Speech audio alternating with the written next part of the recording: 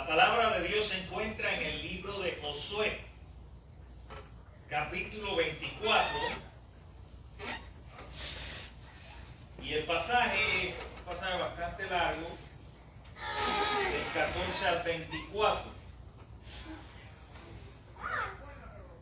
Pero vamos a solamente leer la respuesta del pueblo de Dios ante ese llamado de Josué.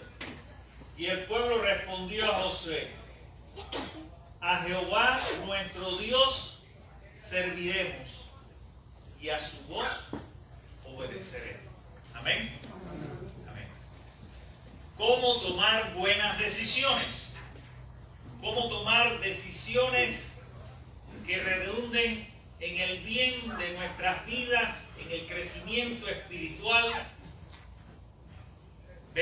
Decisiones que sean de bendición no solo para nosotros, sino también para la comunidad a la cual nosotros servimos. ¿Cómo tomar buenas decisiones según la palabra de Dios?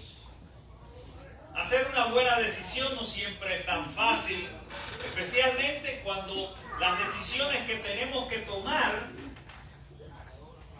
no las podemos eludir y son decisiones que apresuran. O sea, tenemos la necesidad de tomar decisiones en el acto mismo. Y no siempre tenemos todo el tiempo para meditar sabiamente de si la decisión que vamos a tomar es correcta o no. Cuando nosotros leemos, por ejemplo, el más sabio de los hombres en la historia bíblica, Salomón, encontramos este pasaje en Proverbios capítulo 3, verso del 5 al 6. Dice: confía en el Señor con todo tu corazón y no te apoyes en tu propia prudencia. Reconócelo en todos tus caminos y Él enderezará tus veredas. Así que a veces, si nosotros nos atenemos a las palabras del sabio Salomón, nos damos cuenta que no es muy sabio, valga la redundancia, tomar decisiones basadas simplemente en nuestra propia sabiduría humana, en nuestra propia prudencia. ¿Por qué? Porque es como construir un castillo de arena. Todos nos hemos sentado a la orilla del mar y algún día, cuando pequeños o adolescentes, construimos un castillo de arena. Y algunos nos quedaron muy bonitos, ¿verdad? Nos quedaron tan lindos, los decorábamos, hacíamos aquellos bellos castillos de arena. Pero todos sabemos que esos castillos de arena que a veces construimos no perduran mucho. Enseguida una ola lo destruye, no tienen el cimiento y el fundamento para perdurar en el tiempo. Cuando nosotros analizamos en la historia bíblica, nos damos cuenta que en aquel momento Israel tenía que tomar una decisión. El pueblo de Dios tenía que tomar una decisión.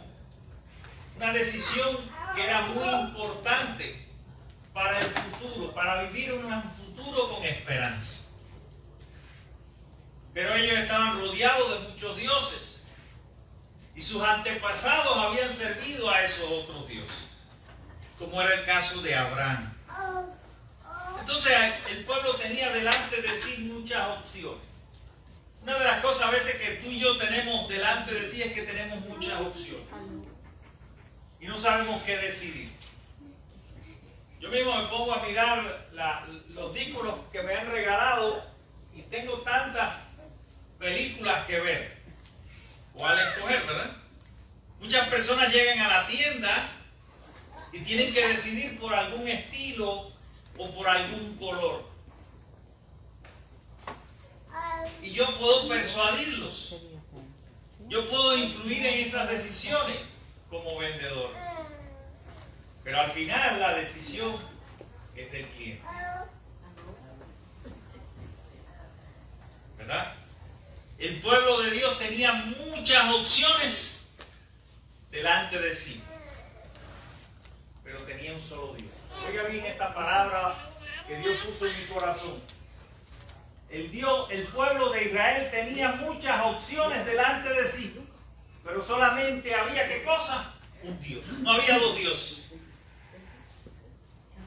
El Dios que los sacó de Egipto, el Dios que los liberó de la esclavitud, el Dios que los alimentó en el desierto, el Dios que estuvo con ellos, iluminando su camino y protegiéndolos y dándole toda la providencia que ellos necesitaban para subsistir. Ese era el Dios al cual ellos debían servir. Y era un solo Dios. En nuestra vida vamos a tener momentos en que nos encontramos en encrucijadas y no sabemos qué decisión tomar. No sé si a usted le ha pasado eso, a mí me ha pasado muchas veces. Me han venido a ofrecer otro trabajo. Y siempre tenemos una zona de confort. Nos cuesta, nos acomodamos. Y a veces esa conformidad puede constituir un Dios ajeno a la voluntad de Dios. Oiga bien esto. Porque ¿qué es la idolatría? La idolatría vista en el Antiguo Testamento consistía en construir un objeto al cual se le concedían poderes. Y nosotros siempre relacionamos la idolatría precisamente con esos dioses hechos por manos humanas. Que lo hemos visto y le hacen casas y todo, y le construyen. Pero eso es ajeno al Dios de la Biblia. Ahora, cuando nosotros hablamos de idolatría en un sentido más profundo, es todo aquello que le quita el primer lugar a Dios. Es todo aquello que suplanta la verdadera adoración al Dios de la Biblia.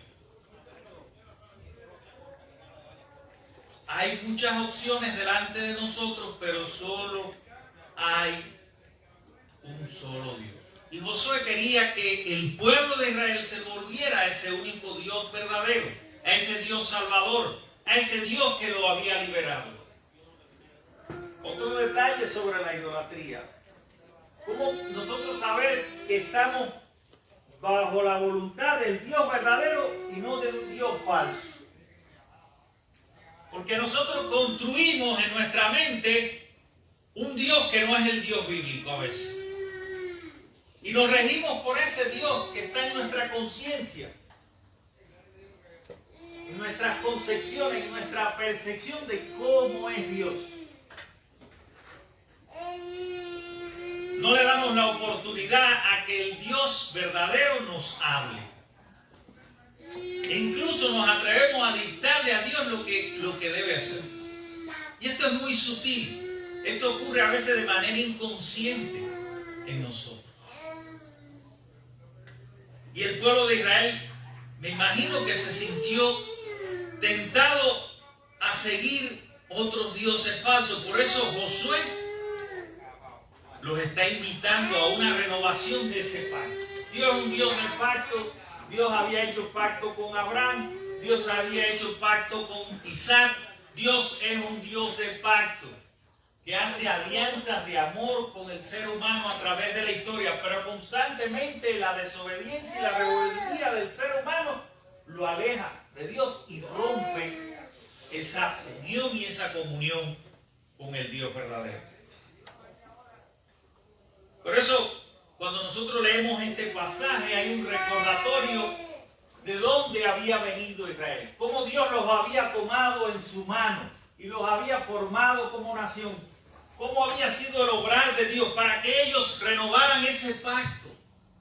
Cuando leemos todo este pasaje, que es un discurso de despedida de Josué, tenemos que entenderlo en el contexto de que Josué quiere que el pueblo de Israel no se olvide de las glorias pasadas, porque van a entrar en una tierra nueva y van a tener que tener fundamentos firmes para resistir la tentación de alejarse del Dios vivo, del Dios que lo había liberado de ellos. Y por eso Josué los está llamando a tomar una decisión muy importante en su vida. Dice así: ahora pues temed a Jehová y servidle con integridad y en verdad, y quitad de entre vosotros los dioses a los cuales sirvieron vuestros padres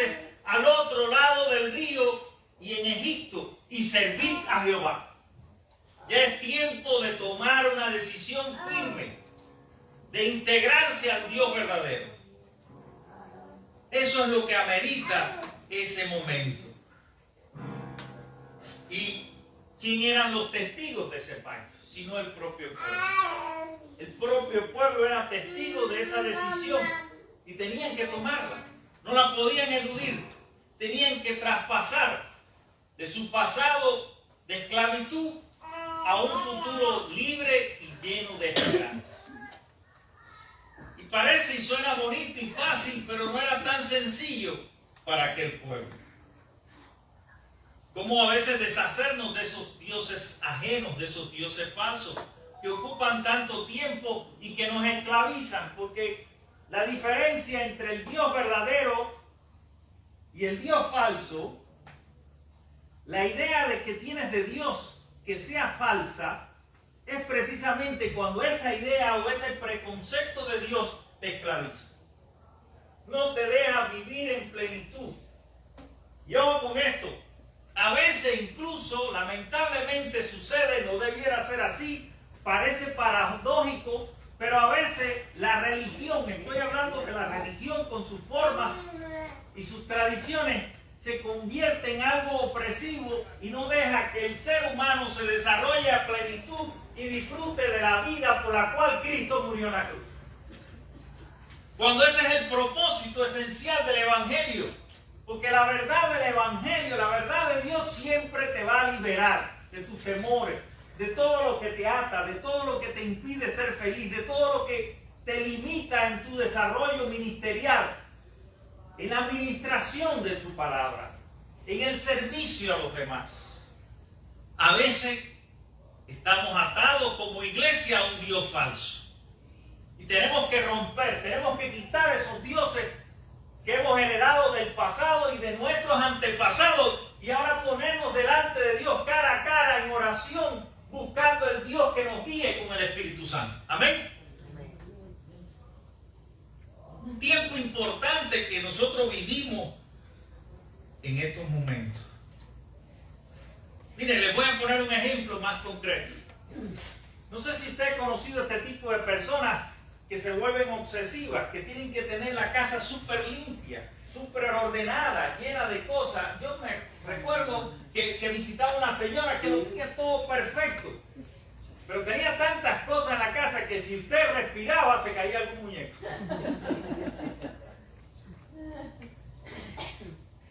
No le alcanzaba el tiempo para ir y servir a Dios, porque era obsesiva con la limpieza. Eso es un Dios falso.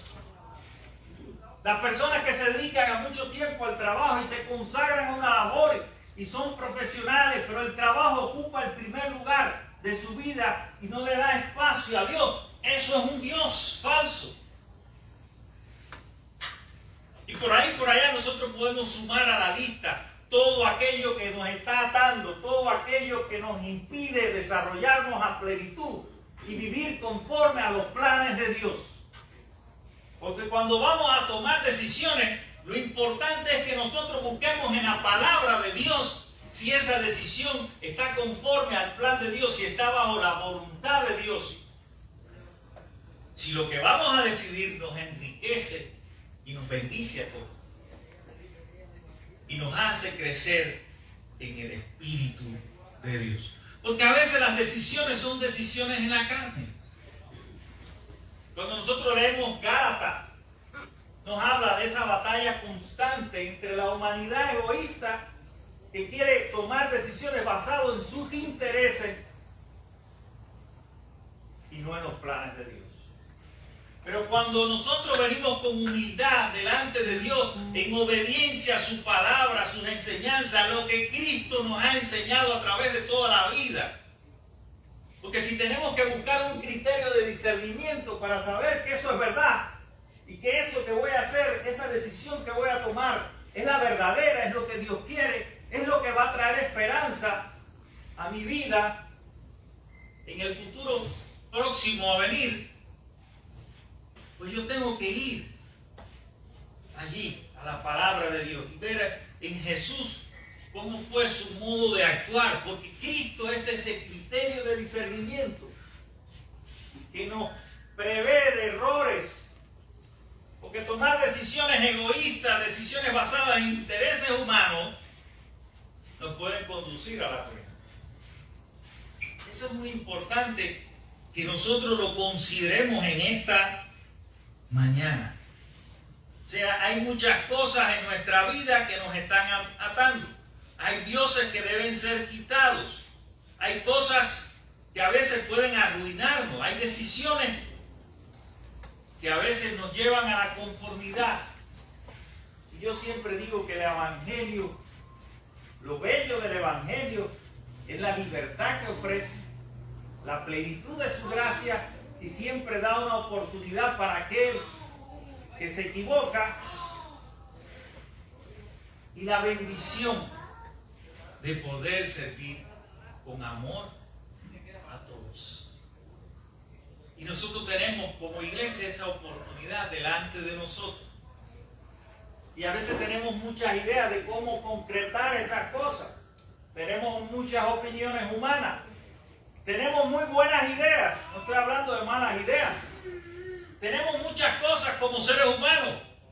Tenemos nuestras discrepancias en cuanto a esas ideas y opiniones humanas. Pero lo importante, óigame bien, es que la decisión que tomemos como grupo sea una decisión conforme al carácter y la voluntad de Dios. Y ese carácter y esa voluntad de Dios la encontramos en Jesús. Siempre que vayas a decidir algo, hacer algo, decir algo, cuestionar algo, juzgar a un hermano, piensa de esta manera y Jesús haría esto. Jesús haría esto. Para que no erremos, hermano. Para que no tengamos que lamentarnos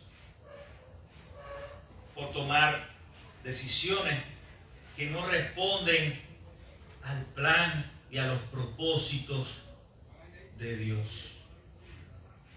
Hoy tenemos delante de nosotros la oportunidad de decidir qué tipo de iglesia queremos hacer. Ayer hablábamos algo de eso. Y hay muchos modelos de iglesia en este mundo. Muchos.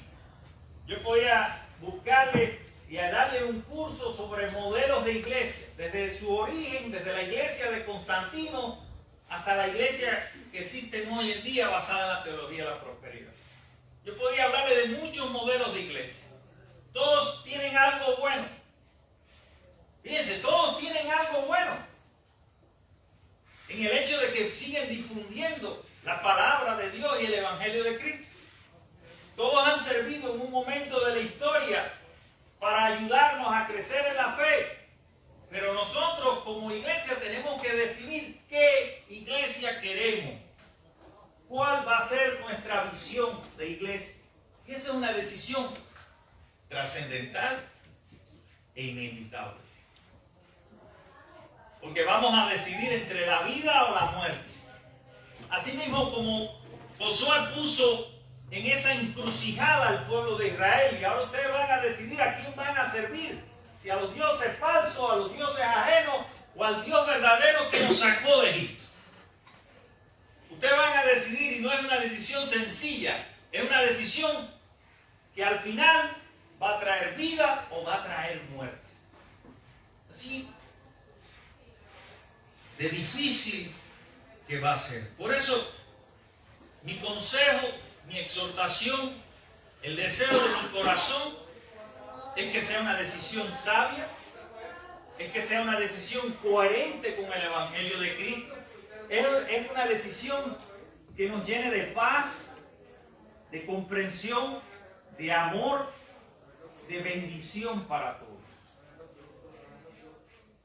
Ese es mi deseo y eso es lo que Dios ha puesto en mi corazón, y espero que nosotros oremos mucho.